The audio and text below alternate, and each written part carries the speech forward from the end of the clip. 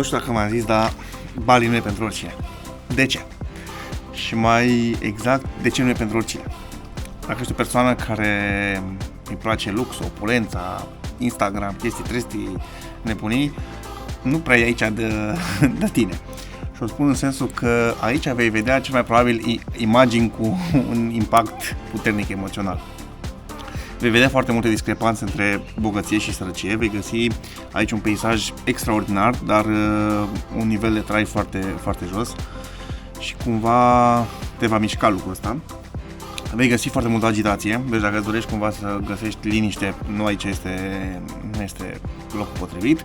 În schimb, pentru cine e Bali? Bali e pentru cei ce își doresc cumva o aventură, își doresc să cunoască o cultură nouă. Deci dacă nu vrei să vezi sărăcie, oameni amărâți și un nivel de trai foarte, foarte greu, nu alegi Bali. Sau de fapt, cred că nu alegi nicio țară exotică, mai degrabă rămâi la Dubai, rămâi la, nu știu, zonele astea cu nivel de viață foarte ridicat, deși sunt convins că și în Dubai este sărăcie. Alegi Bali pentru peisaje, pentru bogăția ei naturală, alegi Bali pentru oameni, pentru energia pozitivă pe care o vei găsi aici, alegi Bali pentru zâmbetele pe care le primești de la oameni, pentru faptul că ești întrebat la orice colț dacă ai nevoie de ceva sau dacă ești bine, inclusiv la masă când e servit, te întreabă dacă a fost mâncarea bună, dacă e cumva o amabilitate ieșită din comun sau neobișnuită. Cumva aș putea spune în zona spre te simți cumva venerat.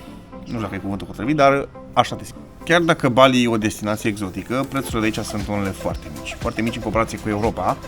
Și aici mă refer, nu știu, ca să-ți faci o idee, o cola e aproximativ 1 leu.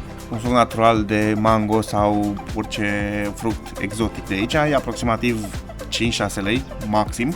În schimb, alcoolul este foarte scump comparativ cu Europa, adică, nu știu, o sticlă de vin cred că e undeva vreo 70 de lei, 80 de lei.